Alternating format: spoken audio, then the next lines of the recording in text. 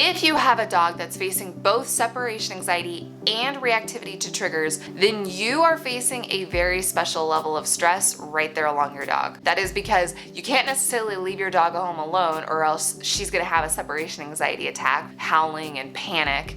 But you can't necessarily bring her outside with you, or else she's gonna become inundated with anxiety and stress out there too. She has multiple phobias, and so it can feel as though you feel imprisoned in your own home. And so what do we do in that case? Well, in this video, I'm gonna be giving you some actionable steps that you can implement right now to support your dog's recovery. Plus, I'm also gonna be giving you some insight and clarity on ways that you can improve your personal mental health. Because as we know, when you have a dog facing multiple phobias, it is especially taxing on you. And so I'm gonna be giving you some advice and input and clarity that you can take away and help you feel a little bit more sane coming up.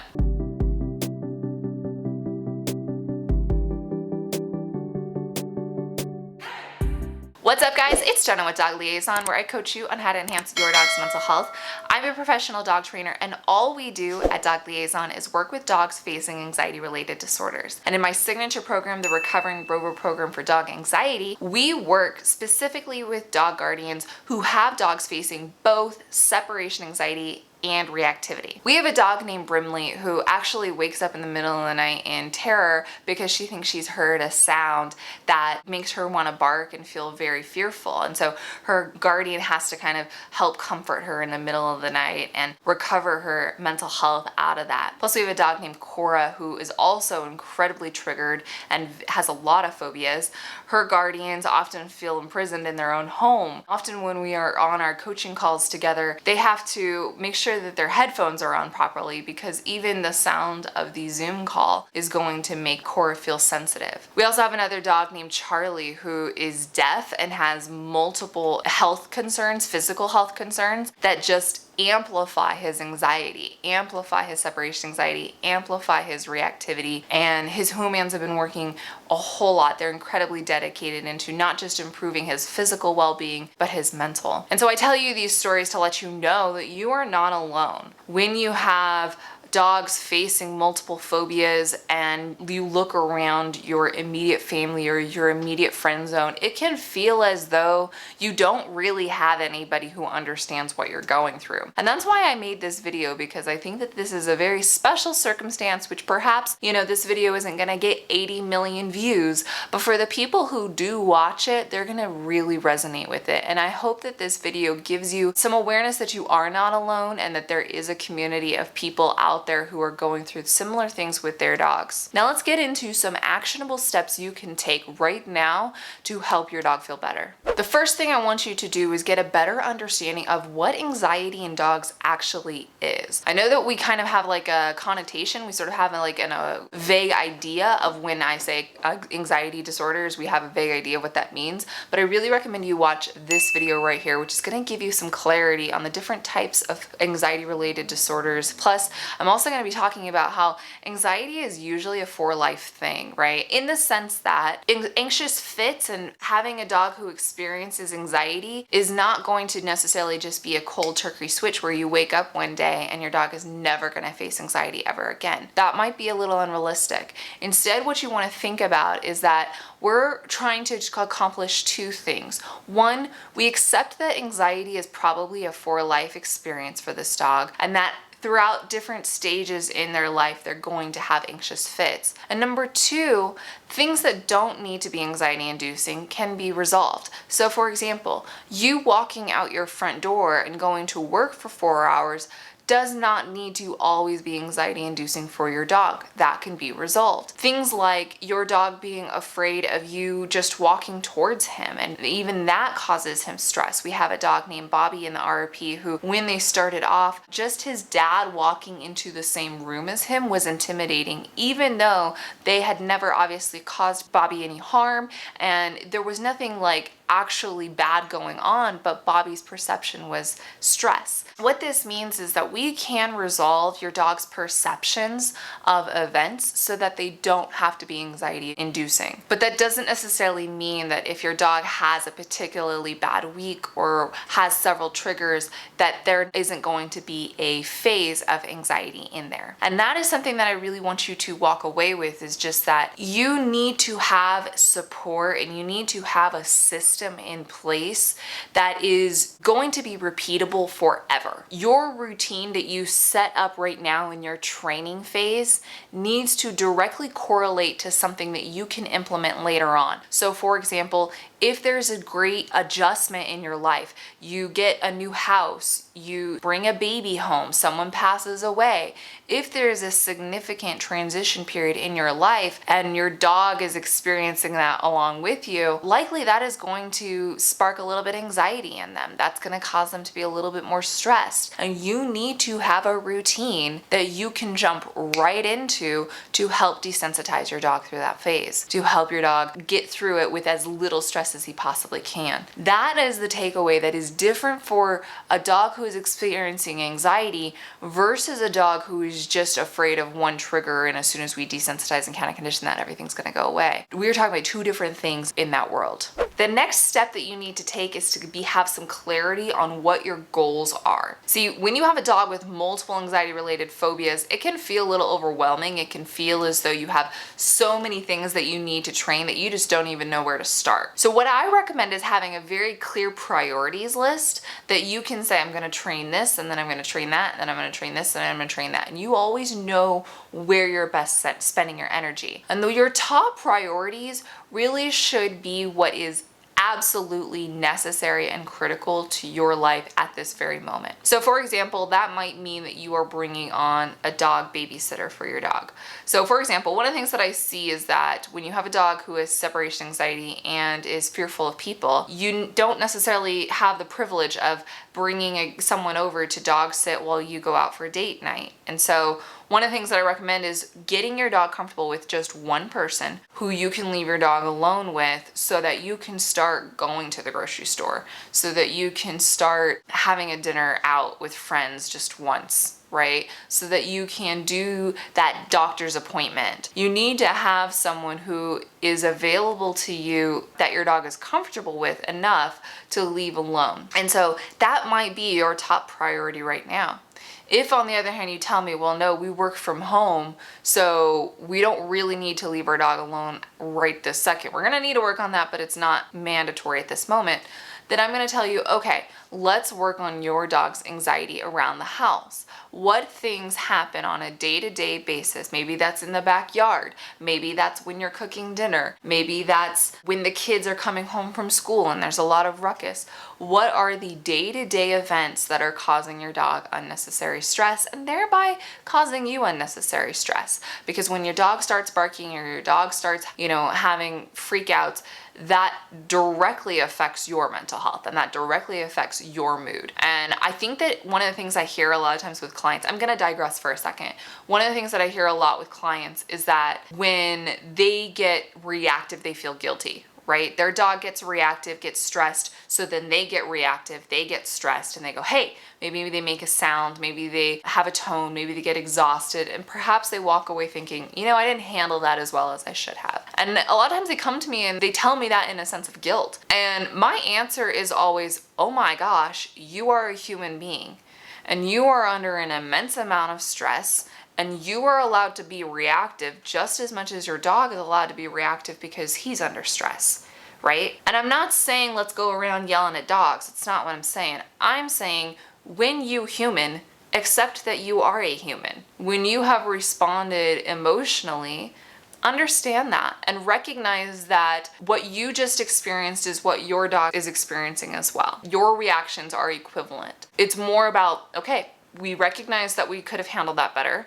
Next time we'll try to have that in our wheelhouse and we move forward. We're not gonna sit around and cry about it. We're gonna accept it, we're gonna move on, and we're gonna try to be better next time. And that's what I invite you to do, is to really just, when you feel yourself becoming reactive, just accept that you're feeling this way and it's okay that you feel this way, and we're gonna try to be better next time. Your third step to help supporting your dog is management. And I know what you're thinking. You're like, Jenna, I've already implemented so much management. My house is like soundproof as much as it possibly can. Here's what I'll say. I'm gonna give you an actual strategy with your management, because I think one of the things people say is like, you need to, put noise buffers on, and you need to make sure that you've closed your blinds, or that you're not taking your dog out for a walk if that's where they get anxiety. Perhaps you've heard those things already, and if you haven't, well, then you can watch some of my playlists for the information on that. But likely if you're watching this video, I'm gonna suspect that you've heard some of that management in place. And what I'm gonna suggest to you is that you're being more methodical with your management. So when you're actually removing layers of management, when you're removing layers of safety blocks, if you will, you are always aware of what the criteria is, and it's based in your priorities list. So for example, if you know that you're focusing this week or this month on your dog's noise sensitivities around the house, right, and that's your big focus, I'm gonna first ask you, what time of day are you gonna prioritize? Is there a specific time of day that you really need your dog to be comfortable to noises? And maybe you're gonna tell me, you know what, it's usually between 12 o'clock and 4 o'clock in the afternoon, because that's when I'm on my business calls or whatever, right? I'm gonna say, cool. So here's what we're gonna do. Between 12 and 4, we're gonna have as much management as we possibly can, because that's not the time to train. That's when you really need to have success, and we're going to just do everything we possibly can to make sure your dog is not noise sensitive. But when 5 o'clock rolls around and it's time for you to start training, you're gonna methodically remove some of that management. You're going to say, okay, today at 5 o'clock, I'm gonna turn off the soft music, right? And I'm going to be a little bit more aware. I'm gonna have my ears open for sounds, and I'm gonna be ready to counter condition that when that happens. And what you're doing when I say you're counter conditioning is you're going to offer something that your dog likes every single time that a triggering sound occurs. Now, for more information, I really recommend that you watch some of my tutorials. I will make sure they're in this playlist here. I'll make sure I link that. And you're gonna want to really do a deep dive on what counter conditioning is. So that would, if you don't know what I'm saying right there, that's the technique for you to look into. You want to, as far as it goes with management, you want to be very aware of when you need that management in place and when you can afford to methodically move it out. The other thing is when you are removing management from place, I don't recommend removing all of it at once. Sometimes what I see is like, okay, my dog becomes anxious when I leave her alone. So I never leave her alone ever, but today we're gonna do training. So I'm gonna put on all of my keys, I'm gonna put on all of my shoes, and I'm just gonna walk out the door and lock the door all at once.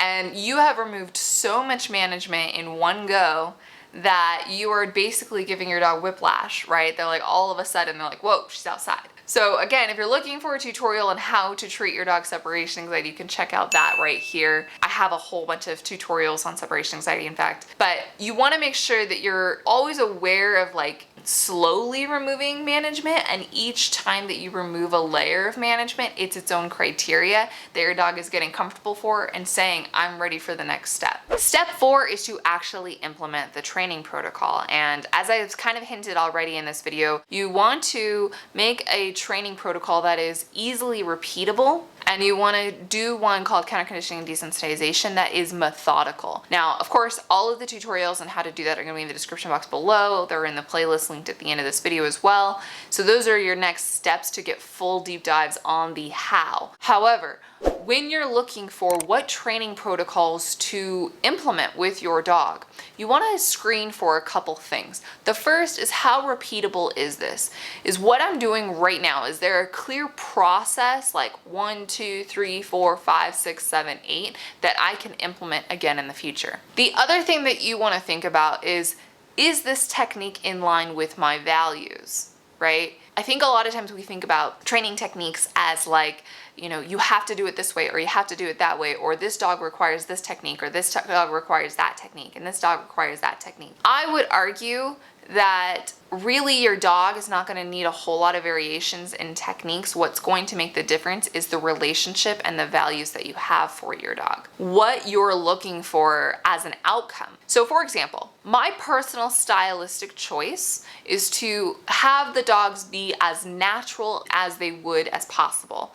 I want the dogs to behave in their environments as they typically would if I wasn't there, as much as I possibly can, realistically. And so a lot of that means things like, if I'm working on reactivity, an alternative behavior is not going to be a sit stay, it's going to be go sniff. A lot of training separation anxiety is, let's not put them in a sit stay and give them a chew toy. Let's expose them to what it feels like to fall asleep when they're alone. I want the dogs to do natural behaviors as much as they possibly can, and that's my stylistic choice. I understand that not everyone's going to align with those values, but all of the protocols that I teach in the RRP are in line with that. And so when you're looking for techniques on what to implement, the first thing you need to look for is this repeatable? Can I do this again in the future? And B, is this in line with my values and the type of relationship that I want with my dog? Now let's transition a little bit into some mindset and emotional discussion. One of the things that I see a lot of clients do is that they blame themselves for their dog's anxiety. And I think a lot of this stems from, first of all family members and friends blame them. Family members and friends say, you're the one that's causing your dog to behave this way. Your energy is causing your dog to behave this way.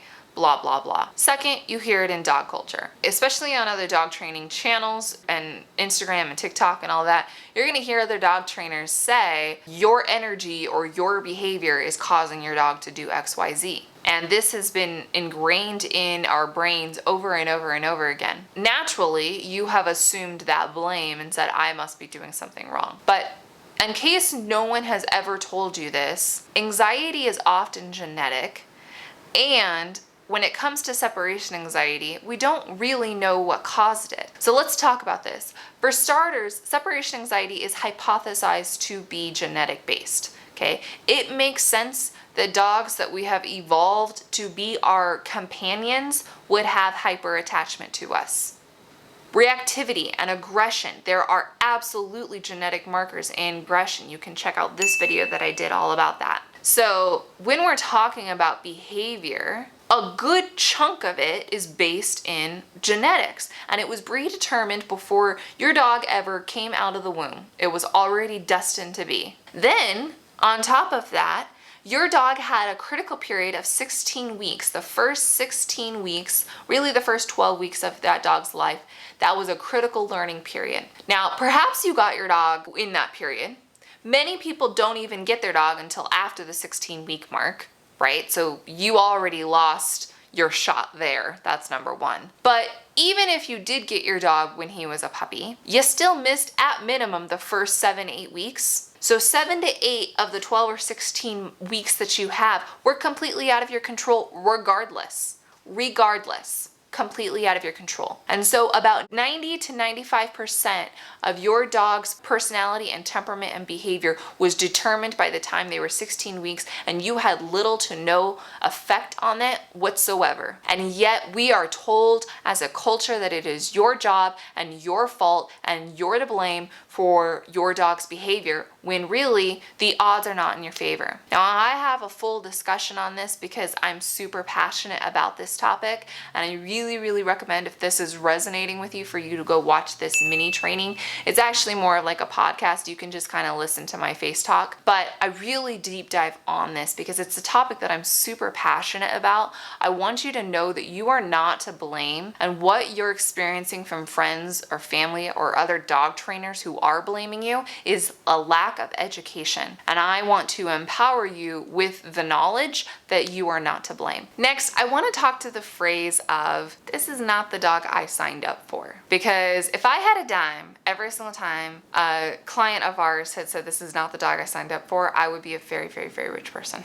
But here's the thing, the irony of that is that when clients say that to us, it's usually whispered or put in an email. It's usually said one-on-one. They're not going to admit it to too many people. They're kind of like, this is not the dog that I thought I was signing up for. This is not what I thought I was getting. And this is way more than I had anticipated. And the irony of it is that this is usually a sentiment or thing that people say when they are feeling a little overwhelmed. And they're starting to think maybe this dog is not the right fit for us. Like maybe we should rehome this dog. I hate to think of that because I love this dog.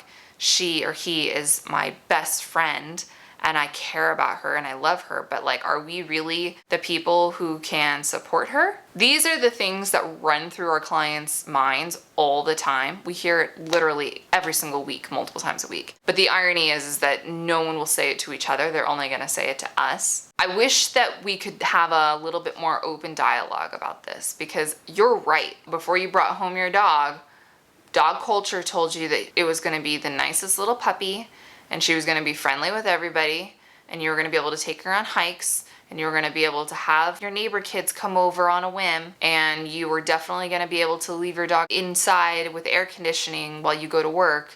And dog culture told you that this is what you were going to get. And then you got a slap in the face when you realized that's not at all what we got brought home. You kind of got short end of the stick, right? You love your dog. But also, if you had known that it was going to be this much work, you probably wouldn't have brought the dog home. You probably wouldn't have signed up for it in the first place. So let's talk about this. The first thing I'm gonna say to you is something that I often think, but I don't ever feel like this is a conversation that I can have one-on-one. So what I'm about to say is something that I've always wanted to say, but I haven't felt like I could say it because I was always in a conversation with someone, and somehow me talking to the camera right now makes it a little bit easier for me to say this. If you really don't think that you can support your dog the way you know you need to, it's okay for you to rehome the dog. You're not a bad dog owner. You're not a bad dog guardian. You didn't fail. You acknowledged that this dog has needs that you literally cannot support. If you come to the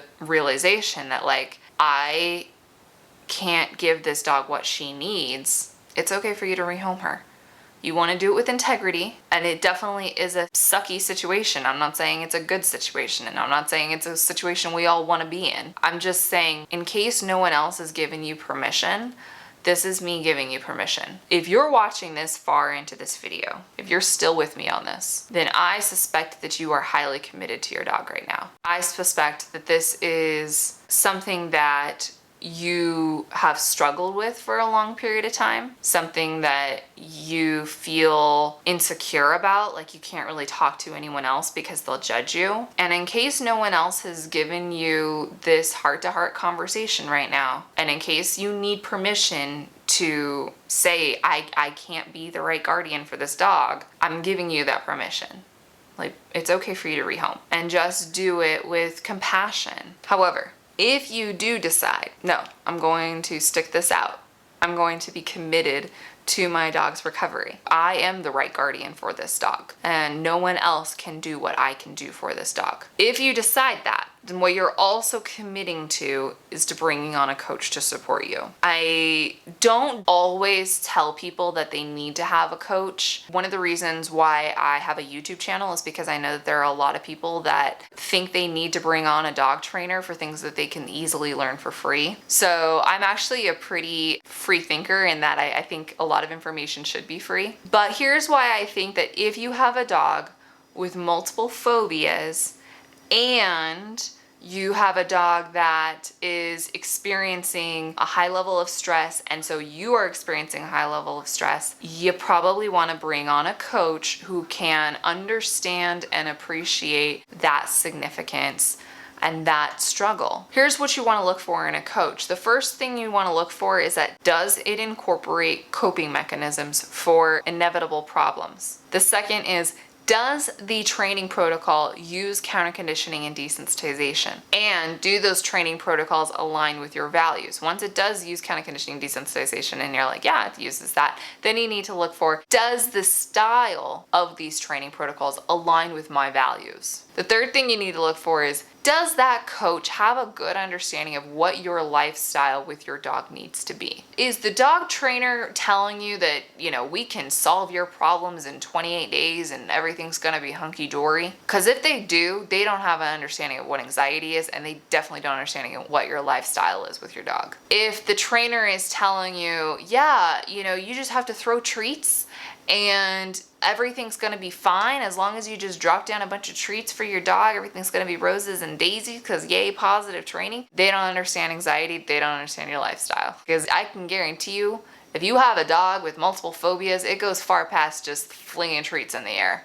There needs to be a lot more technique there. We need to make sure that your coach has a good grasp of reality and has a good grasp of what you're working through and what your future realistically needs to look like. So of course, if you're interested in learning about the Recovering Rover program, you think it might be the right fit for you, you can go to getacalmdog.com to learn more. I also invite you to download my free Separation Anxiety Frequently Asked Questions in the description box below. If you enjoyed this video, do me a favor, smash that like button, consider subscribing and hitting the notification bell, and I'll see you guys next time.